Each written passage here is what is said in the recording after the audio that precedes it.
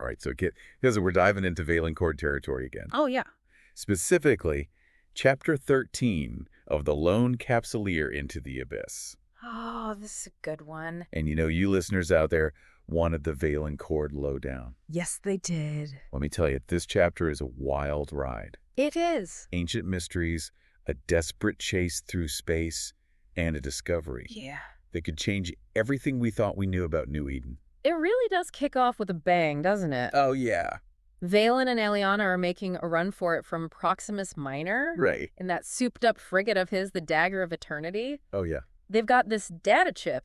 Yeah. It's basically a treasure map to some unknown star system. Yep. And everyone's convinced it holds the key to humanity's origins in New Eden. Oh, wow. So, but of course, it can't be that easy, right? Oh, no. You've got Dark Bliss and his Thunderdogs mercenary group are hot on their tail. Always got to cause trouble. You know, Dark Bliss. Yeah. Always got to cause trouble. He does. And he's brought his shiny new Typhoon-class battleship. Oh, yeah. Talk about overkill. Oh, absolutely. This is where you start to see the depth of Vaylin's character. Oh, really? He's not just some hotshot pilot. Right. He's resourceful and determined even when facing overwhelming odds. He is. Remember all those stories about him outmaneuvering entire fleets during the Triglavian invasion? Yeah. It's like he's got a sixth sense for spatial awareness. He does. And then you've got Aeliana. Yeah. Cool as a cucumber under pressure. Yep. Using her tech skills to keep them one step ahead. Always one step ahead. Always. It's almost like a classic space western standoff, isn't it? It is. They're in this little ship. Yeah. Facing down a fleet of heavily armed mercenaries. Yep. And Dark Bliss. Yeah. He doesn't just want the data chip. Right. He actually tries to recruit Vaylin. Can you imagine? Can you imagine those two working together? Talk about a chaotic force of nature. I think that moment really highlights the conflict between their ideologies. Vaylin, driven by a thirst for knowledge and exploration, Right. versus Dark Bliss, motivated by power and control. I see. It's a classic clash of personalities that adds another layer to their rivalry. Makes sense. And speaking of clashes, that space battle is something else. Oh, yeah. The author doesn't hold back on the details. I bet. You can practically hear the lasers firing and the ships groaning under the strain. Absolutely. You get this real sense of speed and chaos. Yeah. Like you're right there in the cockpit with Vaylin. It's intense. But even with his piloting skills, they're outmatched. Yeah.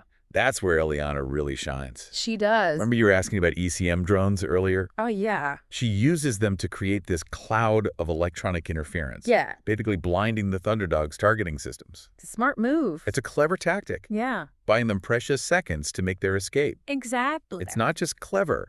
It's essential to their survival. It is. Those few seconds allow Aeliana to do something pretty remarkable. Remember that strange artifact they found back on Proximus Minor? Mm-hmm. Well, she manages to tap into its data stream, and get this.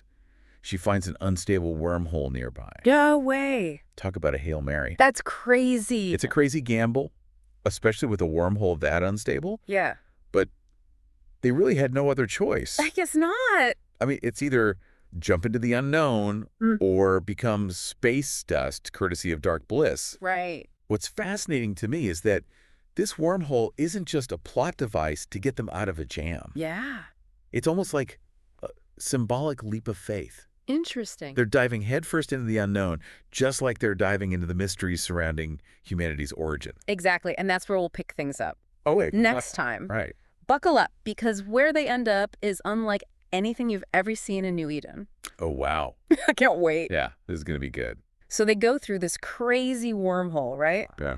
Escaping by the skin of their teeth. They did? And where do they end up? Well, It's like stepping into a sci-fi ghost story. it's described as a graveyard of giants, Hmm. filled with these derelict spaceships. Right. Absolutely colossal in size. Yeah. Just drifting silently. It's an incredibly evocative image, isn't it?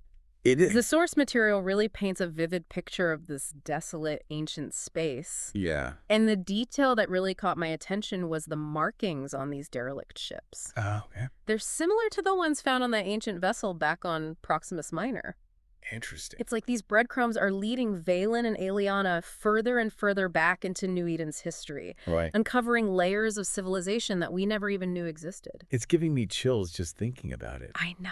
You've got these massive, silent hulks, remnants of some long-lost civilization. Yeah. And it begs the question, Who were these people? Right. What happened to them? Exactly. And how does it tie into the Jovians, yeah. who are already considered one of the most advanced and enigmatic races in New Eden? Right. It's like peeling back layers of an onion. Yeah. And each layer reveals even more mysteries. Oh, wow. There are theories in EVE lore about precursor civilizations. Oh, really? Races that predate even the Jove, Wow. the Talokan, the Sleepers, even whispers of a civilization that might have seeded humanity in New Eden. That's crazy. This discovery could rewrite everything we know about the origins of our species in this universe. It makes you wonder if Vaylin and Aeliana are prepared for the truth, doesn't it? Well, that's a good question. I mean, they're searching for answers, but what if those answers turn their whole world upside down? That's true. And as if the ghost ships weren't enough right at the center of this system, their sensors pick up something even more astonishing. What? A massive structure of unmistakably Jovian design. Oh, wow. Talk about a jaw-dropping moment. I know, right? It's the payoff for all the breadcrumbs they've been following. Right. But it also raises the stakes even higher. How so? Now, we're not just talking about ancient history. Okay. We're talking about the potential to unlock Jovian technology, knowledge that could be incredibly powerful and potentially dangerous in the wrong hands. Yeah, that's true. Remember, the Jovians were masters of genetic engineering, of manipulating space-time. Yeah. Who knows what secrets this structure might hold? This is where the tension really ramps up. Oh, yeah. You've got Vaylin and Aeliana on the verge of a monumental discovery.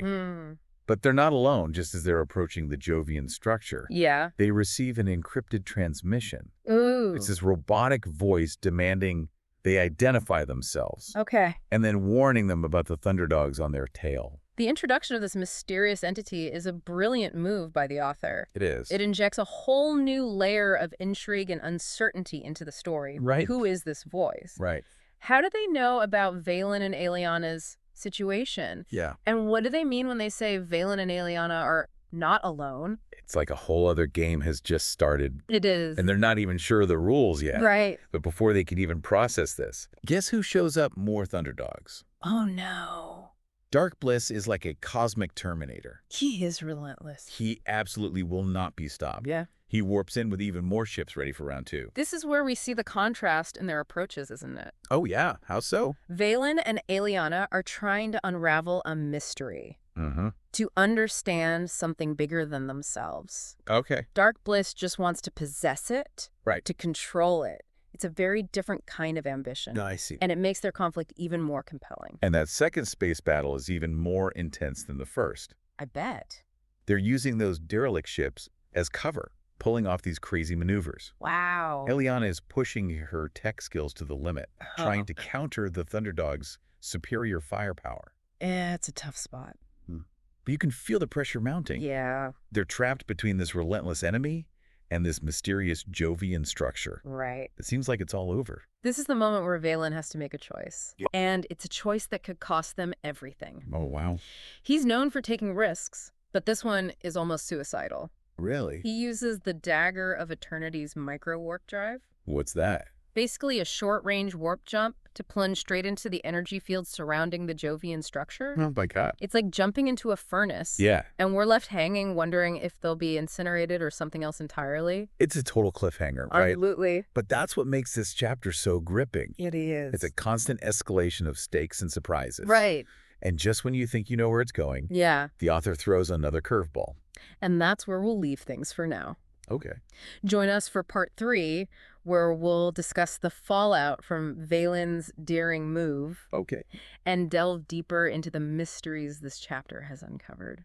Last time we left Vaylin and Aeliana making this pretty crazy jump. Oh, yeah. Into the energy field of this massive Jovian structure. It was a wild move. I mean, talk about high-stakes gambling. Oh, for sure. It's a gamble that pays off, at least initially. Okay. That energy field, it acts like a giant EMP. Right. Frying the Thunderdogs' electronics. Wow. And forces them to retreat. So they got away. At least for now, yeah. It's like a scene out of an old sci-fi movie where the hero uses the environment to their advantage against a technologically superior foe. Very clever. It's a brilliant move on Vaylin's part. It is. But it's also a reminder of how unpredictable these ancient technologies can be. Yeah, that's true. And even though the Thunderdogs are down, yeah, they're definitely not out Dark Bliss. Oh, they know. Yeah. This isn't over. Right. He issues this chilling threat Oh, geez. that hangs over everything. Yeah, so they're not out of the woods yet. Not even close. But, at least Vaylin and Aeliana, they find some temporary safety